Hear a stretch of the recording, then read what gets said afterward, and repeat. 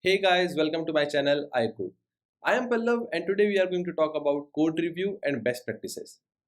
So the quality of your app, your product, the performance, user reviews and ratings on the App Store, Play Store, all these things directly depends on how good was the code review. You might think that we have QAs and testing process in place for ensuring the quality of the build, then how does it depend on the code review? But as a developer, we understand that there are many things which can be skipped in the QA cycle, in the testing process, and they can directly start reflecting on the App Store build, on the live build. So code review is the only thing which can track those issues, which can fix those things which get skipped in the QA cycle, but can be caught by a developer. I remember that once a guy messaged me on LinkedIn and he was trying me to show his work. He was trying to prove that he is the developer of that app. So he asked me to download the app from the App Store and under the app settings, tap 10 times on the version and a toast will appear with his name. Although I didn't try it, but whatever he was saying, if that was true, then it clearly means that his code was not reviewed. So such things can happen. Intentional or unintentional crashes can be introduced, overall quality of the app could be reduced, and a lot of things can happen. And code review is the only thing which will track these things, which will not allow such code to be shipped on the store, and which will overall ensure the quality of your product. So ensuring the code quality is one thing, but apart from that, code reviews are even more important when it comes to learning. We get to learn from each other's code, that how other developers are writing the code, what is their approach, how are they doing the things, how can you improve, and I can speak for importance of code review for hours. So let's not go that route and let's see that how can we do code review.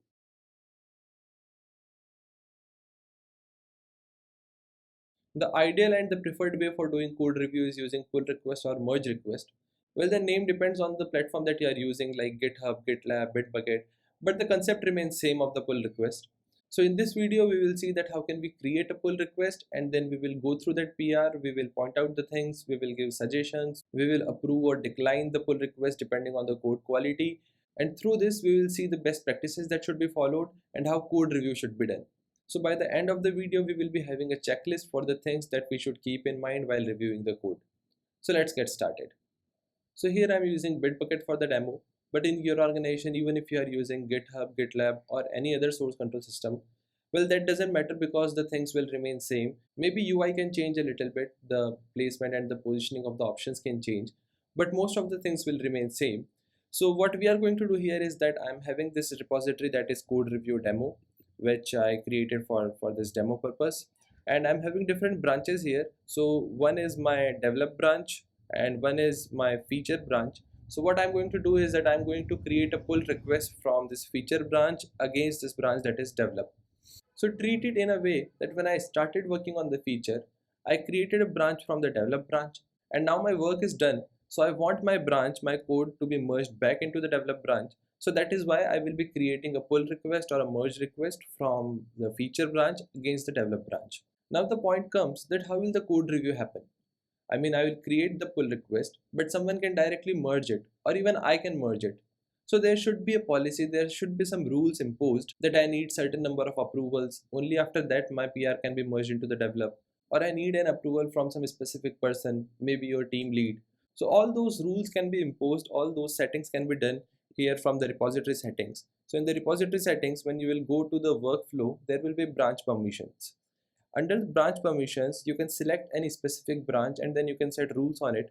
So if I go for adding a branch permission and then I'll select a branch, I'll type the name of the branch. So if I want to impose it for the develop branch, it can be release, it can be develop, it can be master, whatever names, whatever branch you are using. And then I need to give the right access. Now merge via pull request, and now here are the merge checks. So whatever checks, let's say that check for at least one approval, that I'll need at least one approval before merging my branch, I can set it from here. Or there are other settings too which can be done. So now even if I will save it, it will not work because this is the free account that I'm using. But of course your organization will be using a paid account, so then the merge checks will be applicable over there. Here you can see that I need to upgrade to enforce the merge checks. But what I wanted to show is that you can do the settings, you can impose such rules. Now let's go for creating a pull request and see that how the code should be reviewed. So let's go back to the pull request section. So here we have a bunch of options and one of them is pull request. So under pull request, you can see that none of the pull request is open as of now because I haven't created one. although you can track the previous requests from these settings like open, merge, decline and all that. So I'll create a pull request,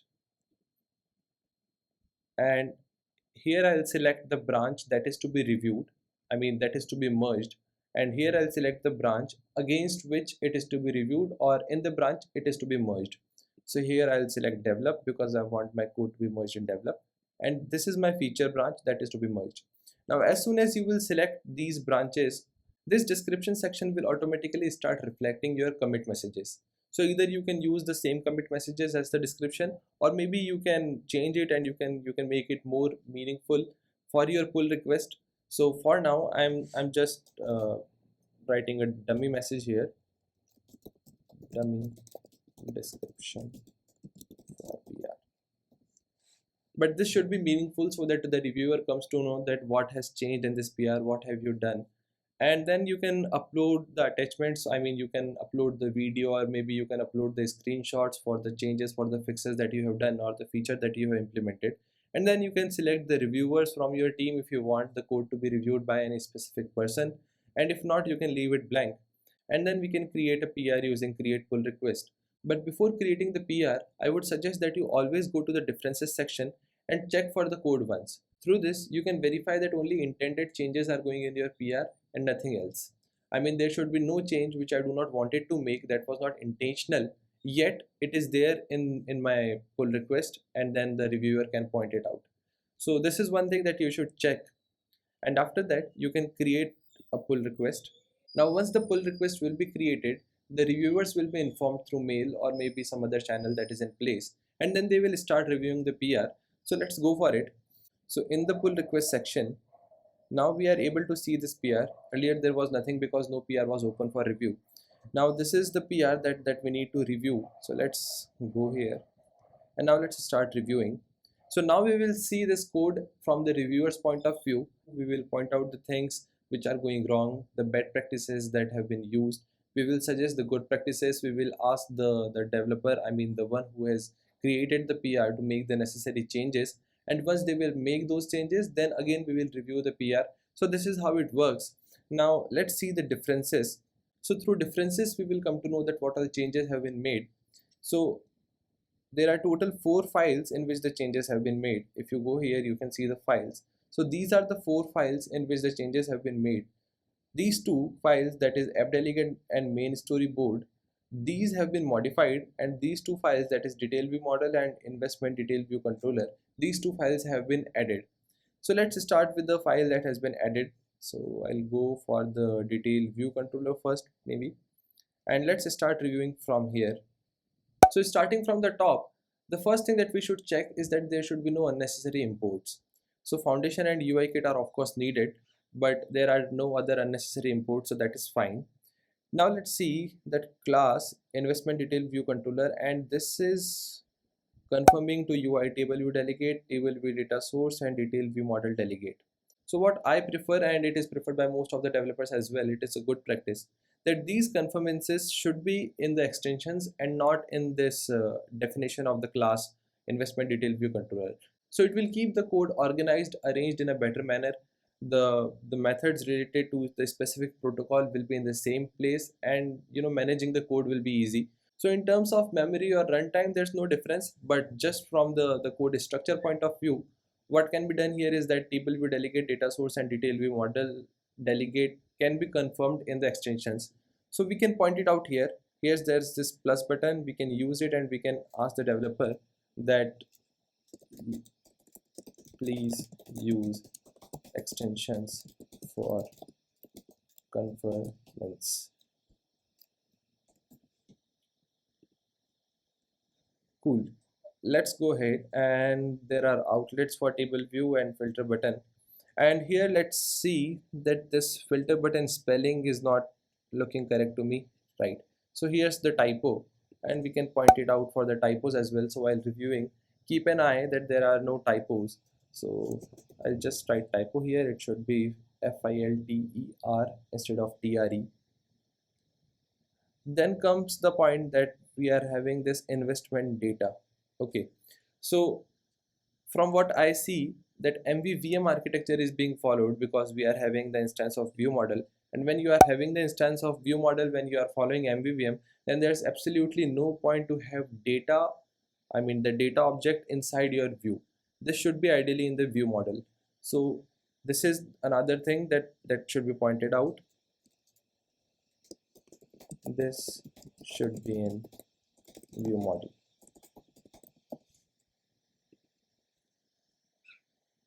Then there's ViewModel. Okay, now one thing that I can point out here is about type inference. So some people prefer to infer the types and some people do not. Now it depends on the project. So if your project is not having too many files, if it is comparatively smaller project, then you can go for type inference. But if you are having a huge one, then type inference will increase the compile time. Because if you are not providing the type, then compiler will look for the type while compiling. And that will eventually increase the compiler's job, which will result in your build time. So in order to reduce the build time, we can explicitly mention the type and we can reduce the job of the compiler. So that I can point it out here that please add type. What I mean is this can be declared as where view model and then whatever the class is, say detail view model, and then the initialization can be done or whatever has been done here, something like this. And if you specifically want to mention some code, you can use the code snippet as well.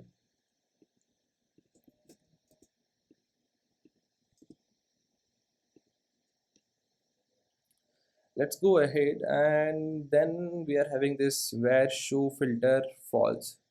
So essentially this should also be the part of view model.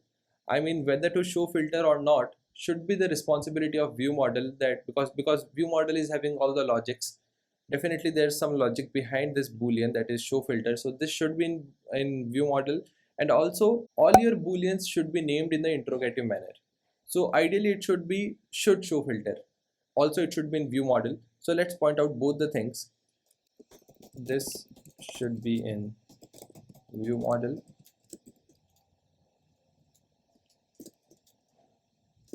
name can be changed to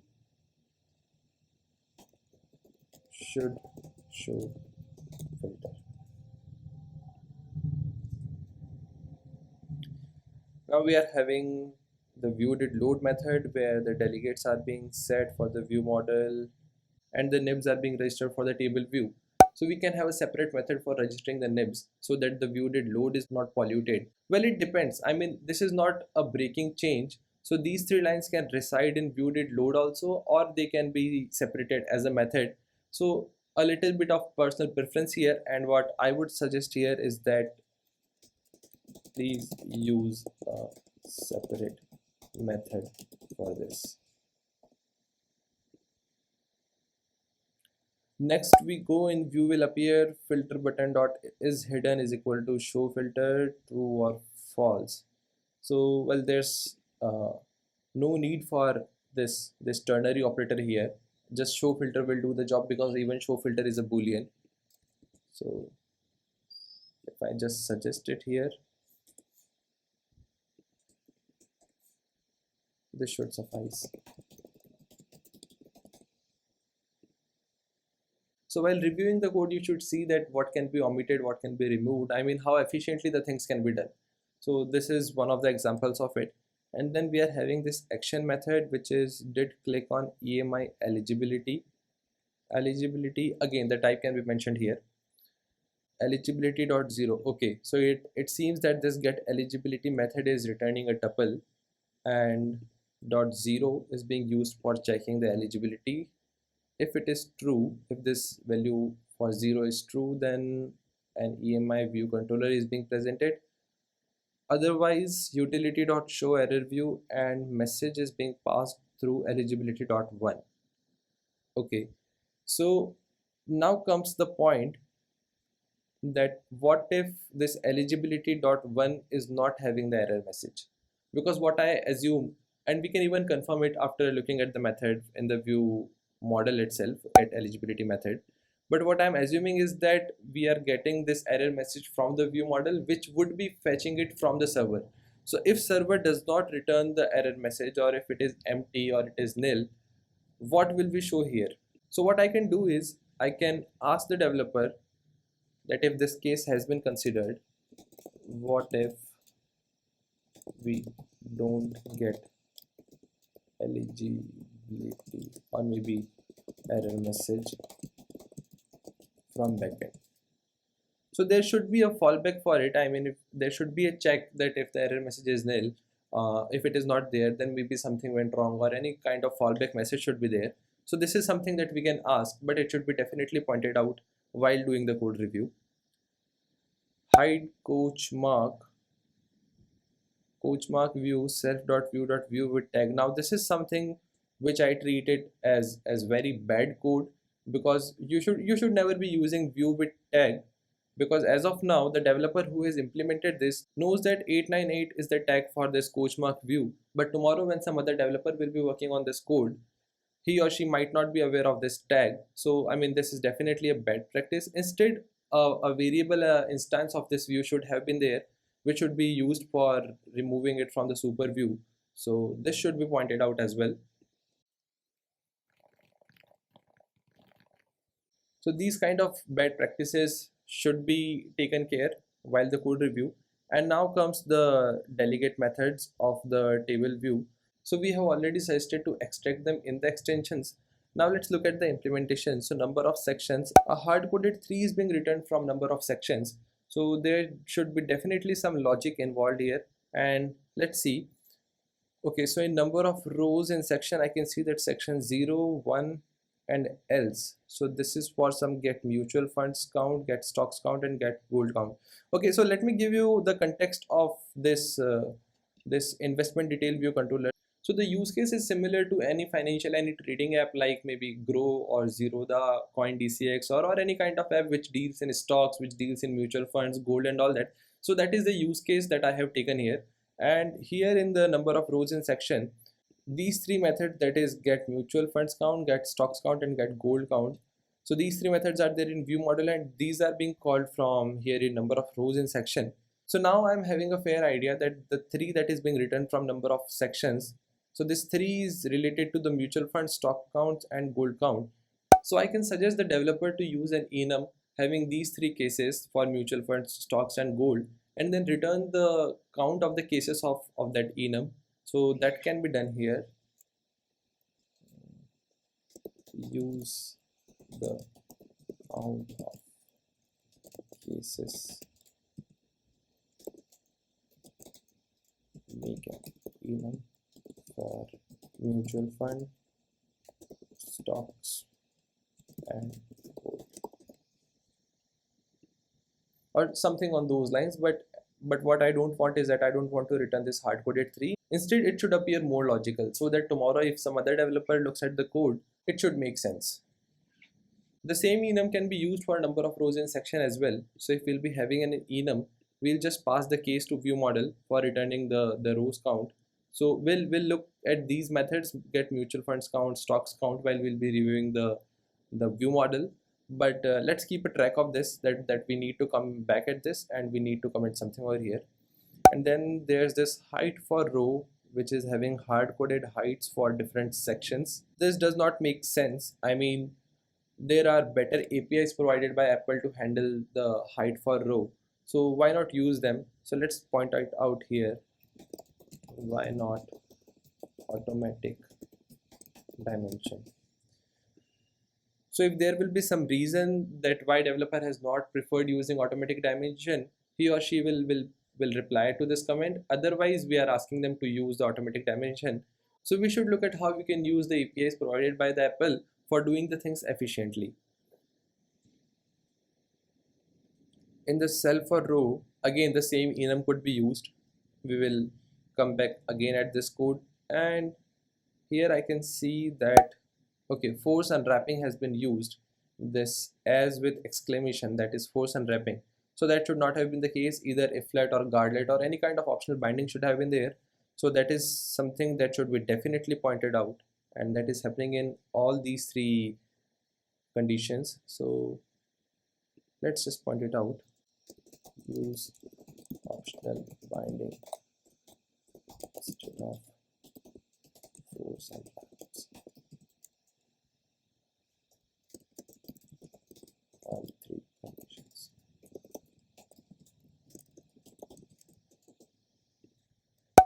Then there's this method did receive investment data, and here you can see that the indentation is messed up.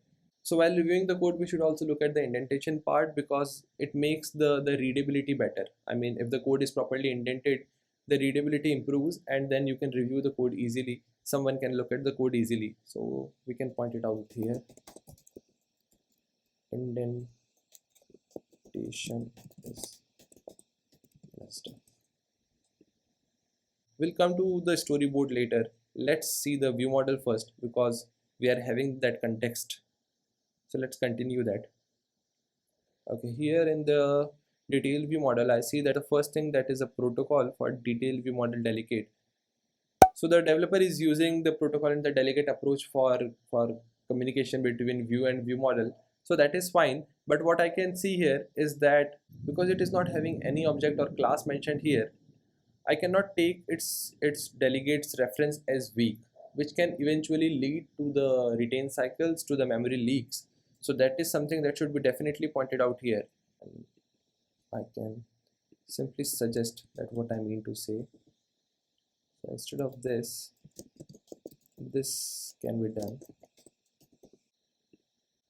And instead of any object, if you see that developer has used class which is deprecated, please point it out because the deprecated APIs or anything that has been deprecated should also be pointed out while doing the code review. So this is one thing.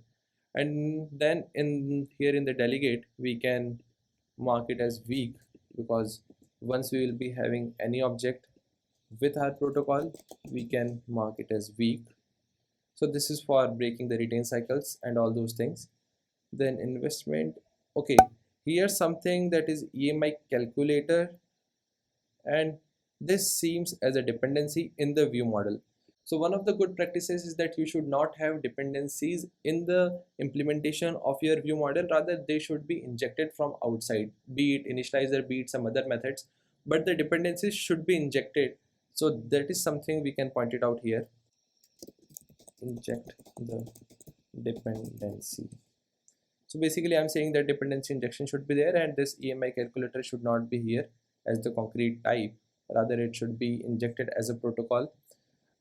And if you are not getting this point of mine, if you are not very comfortable with how the dependency injection works or what I mean here, so here's the link of the videos that I did on dependency injection. I did 2 videos on it. You can have a look at it.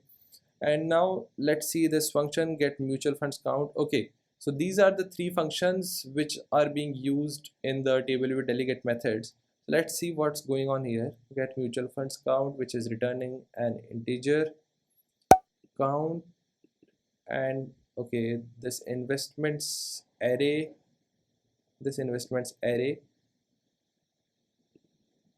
so we are iterating and then we are checking if type is equal to mf. Okay, so now what I see here is that depending on this type, be that whether it is mf, it is st for stocks or gl for gold, the counts are being returned. Now all these 3 methods can be clubbed together, and the enum that we suggested while reviewing the view controller can be used here. What I mean here is that this can be changed to something like this. So we can have an enum for investment options, and because we want all of its cases to be written in from the number of sections, we can confirm to case iterable. Then there are these 3 cases which are having the raw values as mf, st and gl, and this is for the get index which we mentioned while reviewing the table view delegate methods. So something like this can be used over here. And when it comes to getting the count, a higher order function, the filter can be used here. So let's just point it out here. These 3 methods can be clubbed together. And as far as the count is concerned, it can be simply done something like this. Say investments dot filter and $0 dot type is equal to say whatever case of the enum is passed. So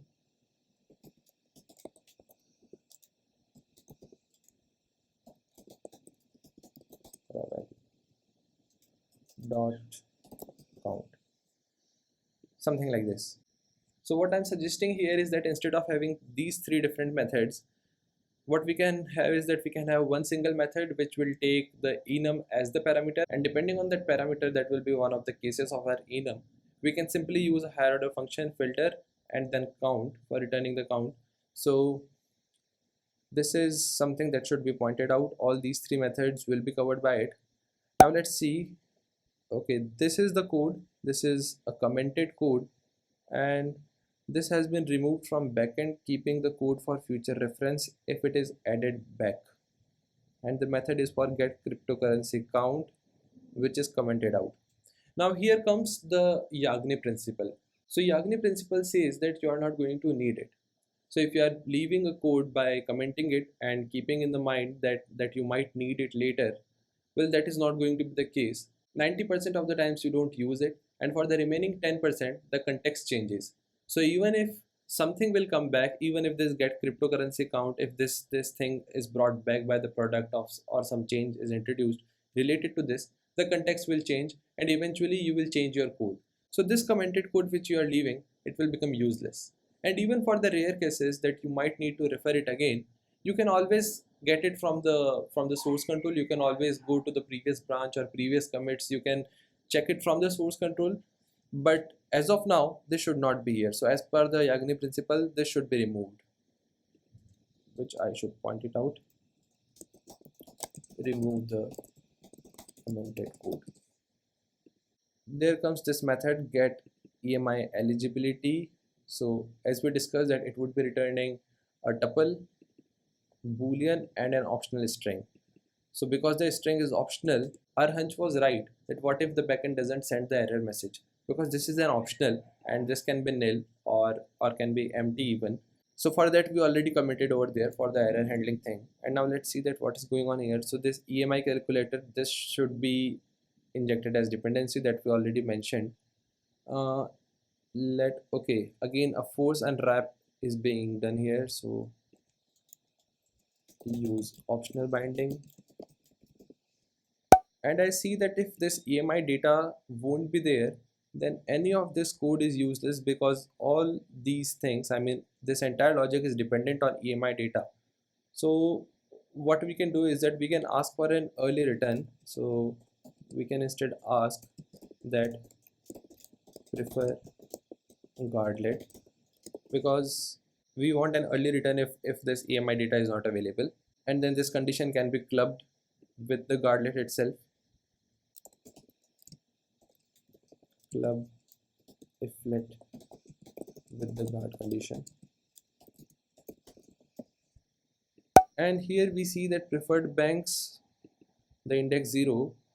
Okay, so whenever you are accessing the values from an array, make sure that if there's any possibility for index out of bound exception, that is handled. So what if this preferred banks array is empty and you are trying to get its first element through 0 index? This can result in index out of bound exception and eventually a crash.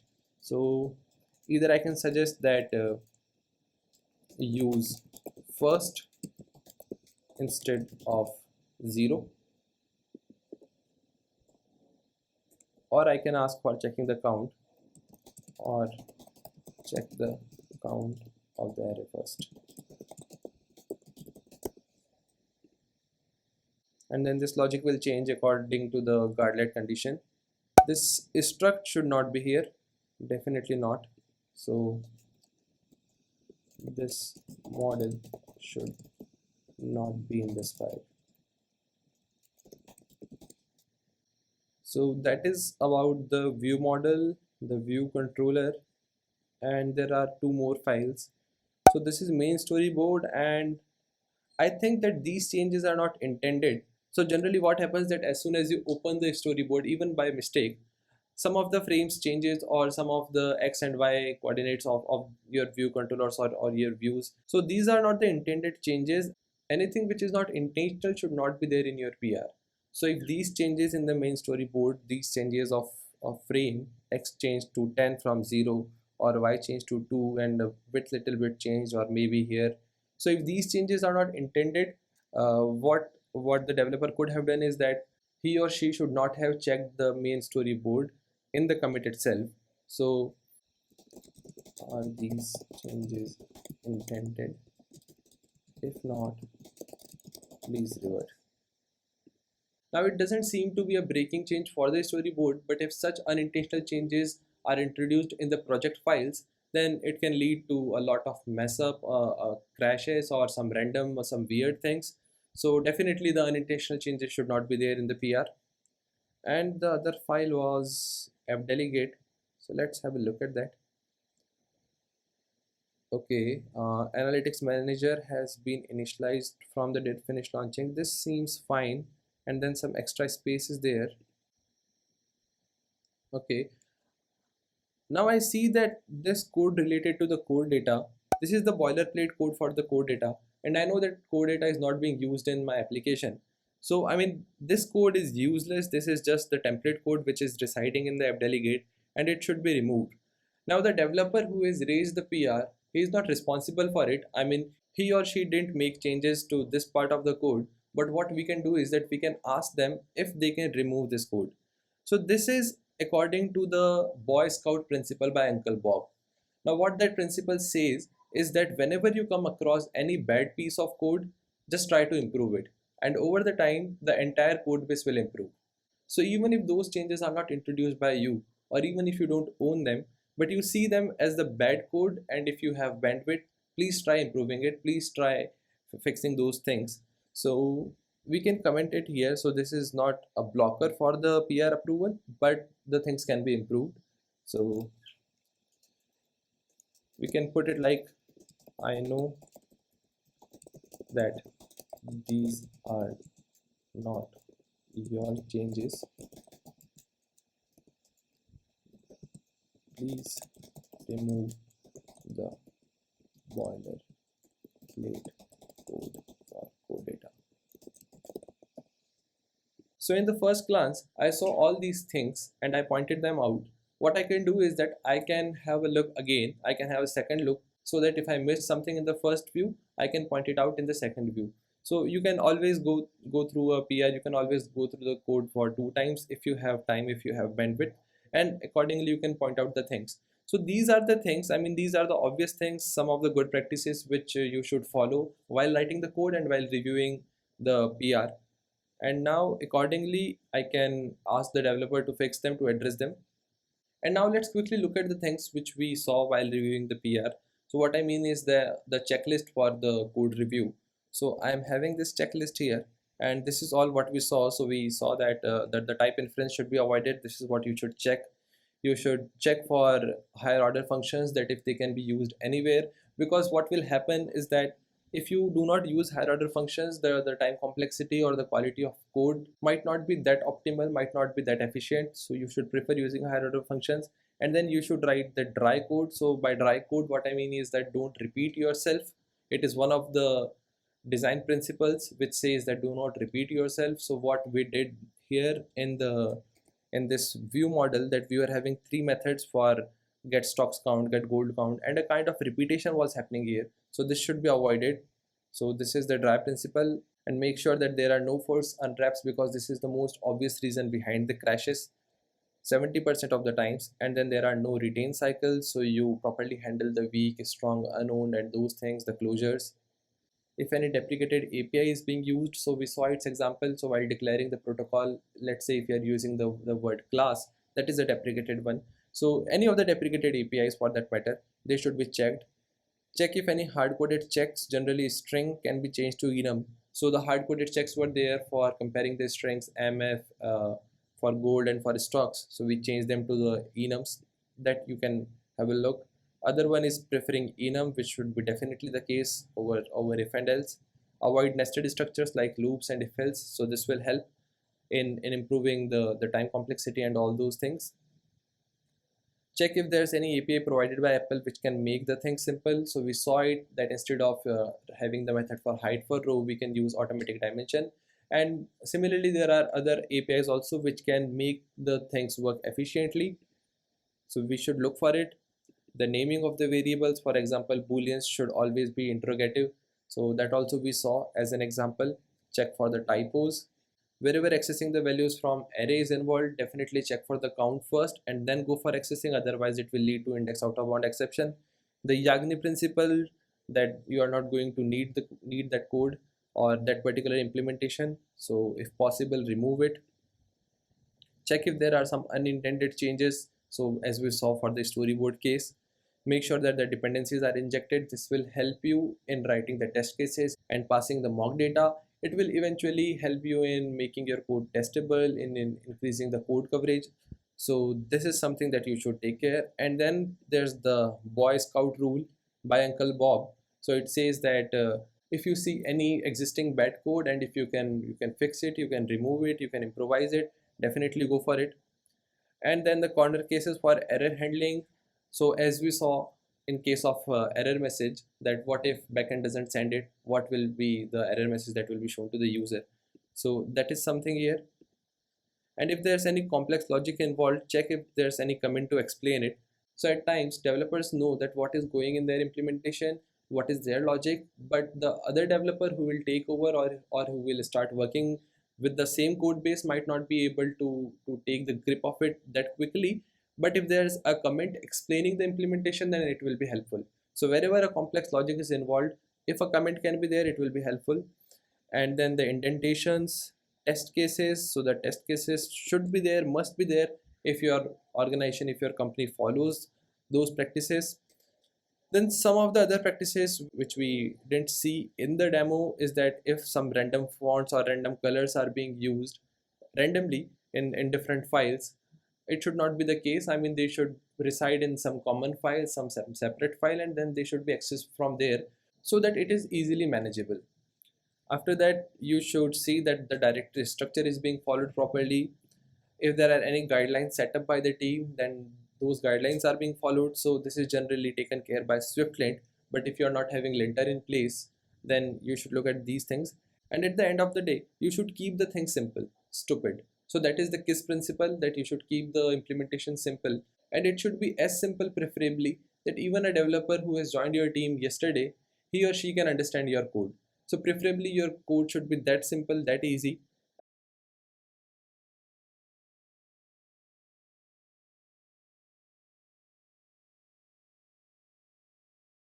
And apart from these, one thing that I would suggest in terms of code review that is related to the soft skills is that do not take code review as the point of prestige. Do not take it as something to satisfy your ego, because code review is a process of learning. We learn from others' code, others learn from our code. So this is how it works. This is how we collaborate, and this is how we write the better code together. So that was about the code review, and I'll host this checklist on the GitHub and we'll put the link in the description. That's pretty much for this video. A new video comes out every weekend, so you can consider subscribing to the channel. Let's write better code together. Happy coding and stay safe.